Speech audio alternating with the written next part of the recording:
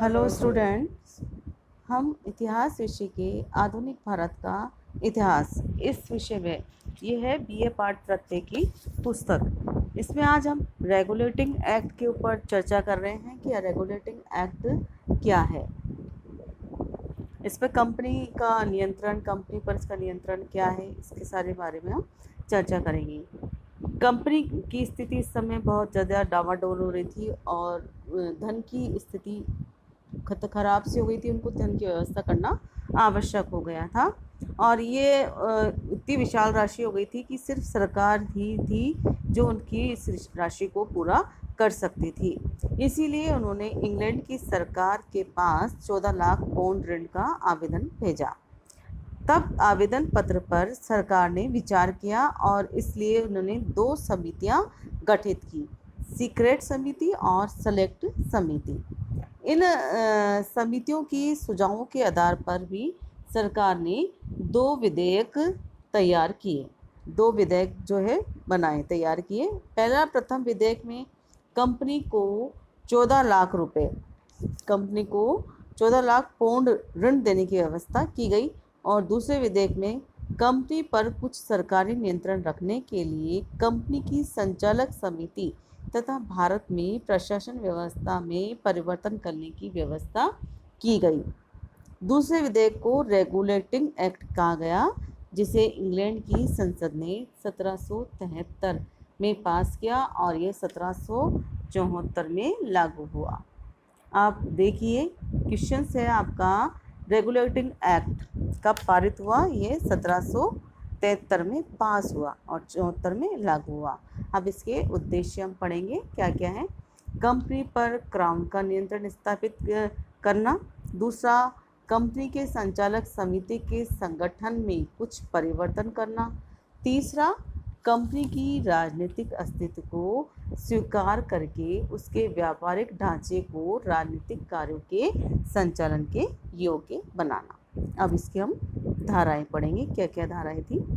Company से संचालकों के चुनाव में वही व्यक्ति मत देने का अधिकारी होगा जिसके पास कंपनी के 1000 पाउंड के शेयर होंगे। इससे पहले मताधिकार उन व्यक्तियों को था जिनके पास कंपनी के 500 पाउंड के शेयर थे। दूसरा, संचालकों का कार्यकाल 1 वर्ष के स्थान पर 4 वर्ष होगा और कुल सदस्यों का 1/4 प्रतिवर्ष चुने जाएंगे और एक ही सदस्य के दोबारा चुने जाने के पूर्व 1 वर्ष का अवकाश होगा। जिन व्यक्तियों के पास 3, 7, 10,000 पाउंड मूल्य के शेयर थे उन्हें क्रमशः 2, 3 और 4 मत देने का अधिकार दिया गया। भारत में कंपनी के लिए एक गवर्नर जनरल ऑफ बंगाल की नियुक्ति की गई और उसकी सहायता के लिए 4 सदस्यों की एक काउंसिल का निर्माण किया गया। गवर्नर जनरल के लिए वारेन हेस्टिंग का नाम का उल्लेख किया गया और काउंसिल के 4 सदस्यों के लिए बारवेल, फ्रांसीसी, क्लेवरिंग और मॉनसन के नामों का उल्लेख किया गया। समिति के सदस्यों का कार्यकाल 5 वर्ष रखा गया और यह भी कहा गया कि काउंसिल के निर्णय बहुमत के आधार पर होंगे। 5वां पॉइंट था, बम्बई व मद्रास के गवर्नर और कंपनी की शाखाओं को गवर्नर जनरल के अधीन रखा गया। इन दोनों गवर्नरों को अपने विदेशी जो नीति है उसको बंगाल काउंसिल के निर्देशन में करने के लिए कहा गया। नेक्स्ट है, बंगाल में एक सर्वोच्च न्यायालय की स्थापना की गई। बंगाल में एक सर्वोच्च न्यायालय की स्थापना की गई जिसमें एक मुख्य न्यायाधीश और 3 अन्य न्यायाधीश थे। नेक्स्ट, गवर्नर जनरल एवं उसकी काउंसिल को नियम बनाने तथा अध्यादेश प्रसारित करने का निर्देश दिया गया, किंतु इन्हें लागू करने के पूर्व इनका सर्वोच्च न्यायालय द्वारा पंजीकरण एवं प्रकाशित किया जाना भी आवश्यक था। अब नेक्स्ट हम पढ़ेंगे कंपनी के संचालकों व भारत में स्थित कंपनी के बीच जो पत्र व्यवहार होता है उसकी एक प्रति इंग्लैंड को दी जाएगी। 9वां हमारा पॉइंट है, कंपनी के कर्मचारियों द्वारा चलाया जाने वाला जो निजी व्यापार था पूरी तरह से वर्जित किया गया और ऐसा करना दंडनीय अपराध घोषित किया गया। अब इसके हम क्या क्या दोष थे वो पढ़ लेंगे कि क्या है इसके दोष रेगुलेटिंग एक्ट के। आगे चलकर गृह सरकार और भारतीय प्रशासन में भ्रामक स्थिति उत्पन्न हो गई थी और ये दोष कुछ तो मौलिक थे और कुछ व्यवहारिक थे। क्या क्या थे? पहला हम पॉइंट पढ़ेंगे, अधिक पूंजी वाले हिस्सेदारों को अधिक मत देने का अधिकार दिया गया। बड़े हिस्सेदारों को एक से अधिक मत, वही चर्चा, एक से अधिक मत देने का, जिससे क्या होगा? भ्रष्टाचार बढ़ेगा। दूसरा, कंपनी के मामलों में जो है संसद का नियंत्रण भी पर्याप्त नहीं था। कंपनी को अपने कार्यों की रिपोर्ट इंग्लैंड की सरकार को भेजनी पड़ती थी, किंतु इंग्लैंड में ऐसा कोई भी सरकारी प्रबंध नहीं किया गया जो इनकी रिपोर्ट की जांच कर सके। तीसरा, इस एक्ट के द्वारा गवर्नर जनरल को पर्याप्त शक्ति ही नहीं दी गई और उसे काउंसिल की बहुमत को मानना पड़ता था। काउंसिल के 4 सदस्यों में से 3 उस पर अधिहावी हो जाते तो उसे ऐसा कार्य करने के लिए बाधित होना पड़ता।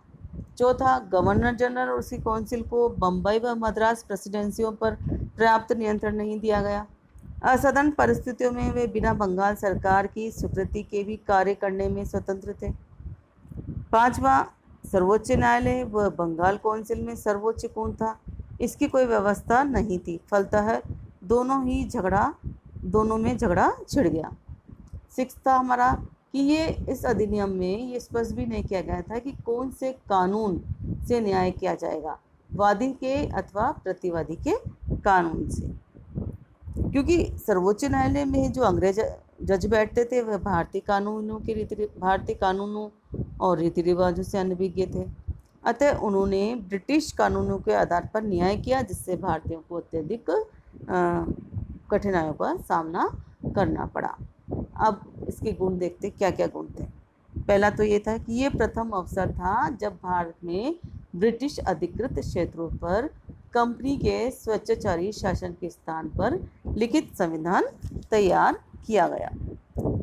दूसरा हमारा पॉइंट है संचालकों के कार्यकाल में वृद्धि करने से उन्हें अधिक सुरक्षा प्राप्त हो गई। अब वे अपनी नीतियों को ठीक ढंग से कार्यान्वित कर सकते थे। इस अधिनियम द्वारा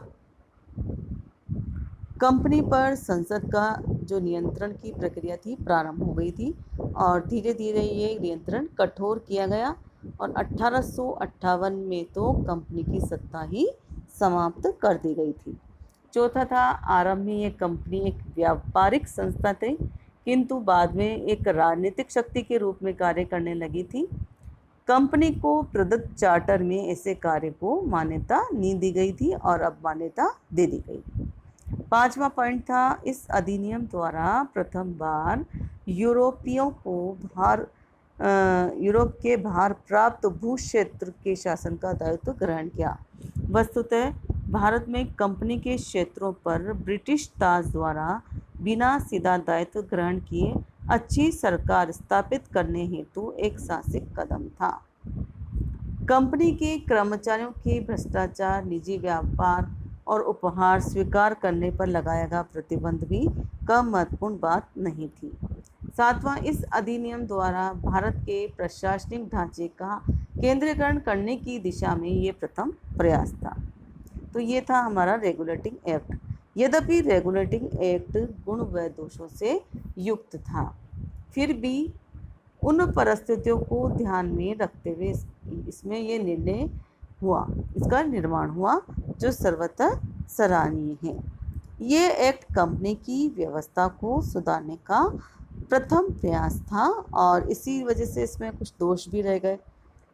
इस एक्ट द्वारा कंपनी के राजनीतिक लक्ष्य व अस्तित्व को स्पष्ट रूप से स्वीकार किया गया। अतः यह अधिनियम कंपनी के संवैधानिक इतिहास में महत्वपूर्ण स्थान रखता है। धन्यवाद।